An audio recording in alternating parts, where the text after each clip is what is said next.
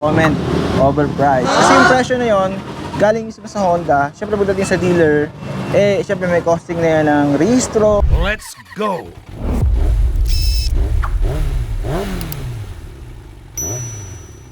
Good day, another vlog na naman tayo mga kaibigan, mga kabong. So for today's vlog, nandito na sa harapan natin ang Honda Beat version 3. Kasi nung nilaunch ito sa market, nung nakaraan ay hindi ako nakapag-vlog ng actual dahil sa unfortunate happenings na nangyari doon na hindi na natin i-discuss dahil nandito na nga sa harapan natin yung version 3.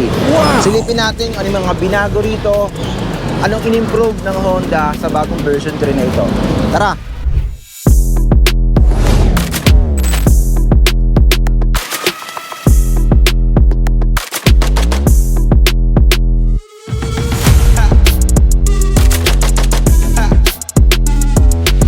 So ito nga pala yung ating rider perspective. So I'm a 5'8".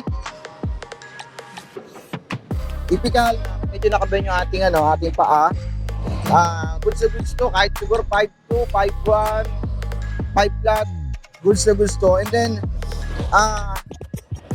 yung kanyang features dito, kung titingnan mo siya rito, ang laki talaga ng pinagbago niya, no? Spacious yung yung part na to. And then, siyempre upright yung ating position, which is good for daily ride. And then, gulay for the course na dito pa rin. So isa nga pala sa malaking improvement dito sa Honda Beat, itong susian niya, integrated na yung kanyang open ng upuan dito, no? So kung bubuksan mo siya, ipindutin mo lang yan, pwede mo nang i-open, no? Not unlike before na pupunta ka pa dito sa part na to para ma-open. So ayan, magandang innovation and convenience na rin dun sa riders, no? At isa pa, no, ditong compartment gloves na to na meron ng power socket.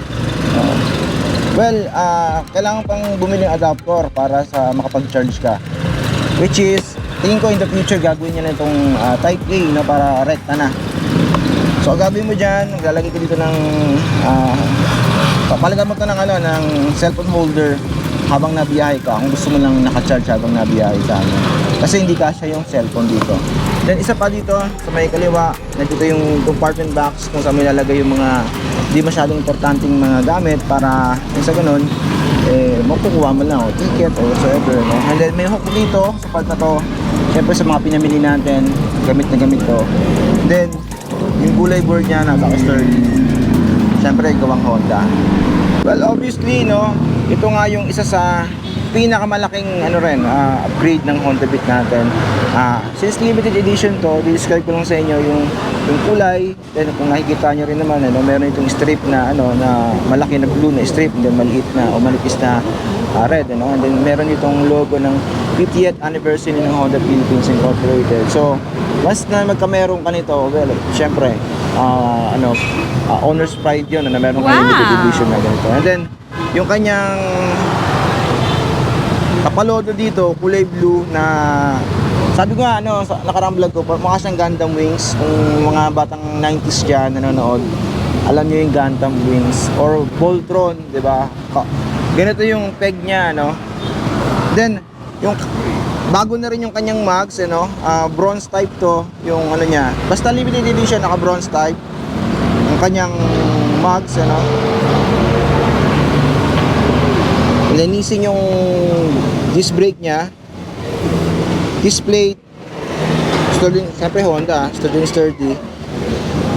Ang size ng gulong niya 80/90, at pinakamaganda sa ganitong category, naka tubeless na goods. At ito nga pala, siyempre LED na rin yan, napakaganda. Pero bulb type pa yung signal light niya. Pero assembly siya. Napaka cool at napakaganda talaga. Tapos kung titingnan mo dito sa part na to, yung blue na bluish na fairings niya. Part na dito, may blue dito na part na fairings, and then complement sa black na visor niya. Visor talaga yung dati ngayon kasi syempre parang naangat siya ng konti bago dito sa may panel dito, And then Take note din, meron tong park brake. Of course, syempre, pag pag na-park ka, uphill o downhill, hindi ka mangangalay, So, good thing may ganito rin sila, And then, pumunta naman tayo dito sa may panel, So, sa panel niya, meron ditong high-low, may busina. So, yun yung tunog ng busina niya. May left and right signal. Yung left and right niya signal, isa lang yung indicator niya, Sa either left or right. And then, ang kagandahan nito, big improvement, may Econo na indicator. And then, keep that in mind also na wala siyang menu button. So, makikita mo lang dito, fuel gauge and then yung tinatakbo ng kilometer mo. And then yung RPM. So, ito yung, yung feel nung pag dinadrive mo yung Honda Fit. Then, pumunta naman tayo sa may sound check. Syempre, huwag natin kakalimutan yung sound check. So, ito yung sound check niya, since may mic tayo dito.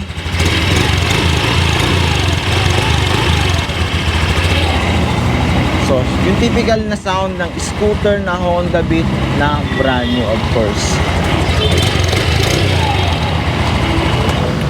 Then yung kanyang step nut dito, ayan pinag-isipan din talaga na meron ditong stopper na hindi syempre pupunta doon, And then yung goma niya makapal, of course, syempre. And then yung pulse niya dito sa fairings niya dito, yung mga decals niya, para talagang Gundam wings ang dati niya, Honda Special Edition. Tandaan nyo, sa Pilipinas lang tong inilabas ni Honda.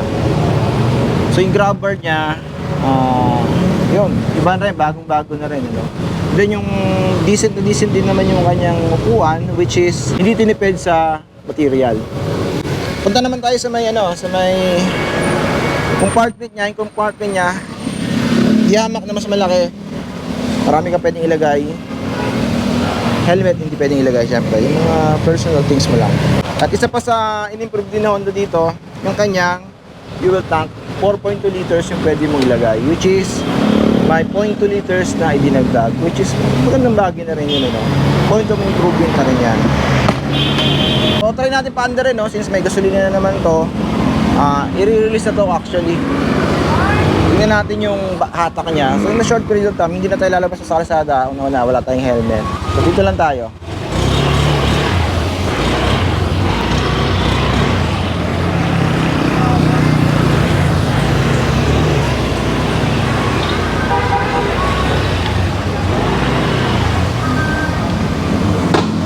So, napansin ko sa sa makina niya, compare sa previous Honda Beat, ma-vibrate, lalo na siguro yung carb, diba? Ako may Honda Beat kasi akong carb. So, ito, na-lessen yung vibrate niya, and then, ito, good to buy ito. Yung presyo, panoorin natin mamaya. At 58 nga pala yung kilometer per liter nito, yung kanyang gas consumption, Masyadong, yun, malayo na mararating mo na, Base yan sa WMTC o World Motorcycle Test Cycle na siyempre pinandak ng Honda, which is fuel efficient talaga. Well, yung bigat nga pala nito, 90 kilograms, which is less heavier compared sa previous version. Bakit 90 kilograms lang? Well, sa hindi nakakaalam, isa pa rin yung frame na ginamit ito. Isado ka sa content na yan. Yung akong vlog sa dito or nasa link sa baba or sa previous vlogs ko, yung frame na ginamit ito, ano yung sinabi ng Honda? Isang well, on the contrary naman sa pricing, sa mga, siguro napanood nyo na yung presyo nito, nil-launch siya Honda, mismo sa Honda event, 74,000 something yun, pero dito, 76,800 yung cash price niya. Bakit? Sabihin member comment, overpriced. Kasi yung presyo na yun, galing mismo sa Honda, syempre pagdating sa dealer, syempre may costing na yan ng registro, mga freebies, mga documents na kailangan para ma-release yung unit. Kaya may add-on cost. Kaya 76,800 yung pricing nito. At kung mag-apply ka ng installment, yung link nasa baba, comment mo sa baba para makapag-apply ka online. So, yun na nga, tapos na tayo mag-vlog dito sa Honda Star Hot sa Libinian. Kung gusto mo naman yung content for the day, consider to subscribe and hit that notification bell para notify ka sa mga future uploads natin. At yun nga pala, no, yung Winner X, susunod na vlog natin, i-upload na natin yan. Kaya ano pang natin natin, no? Click the like button and then subscribe para ma-notify ka sa Winner X na ilalabas natin na vlog ng Honda. Alright, see you in the next video.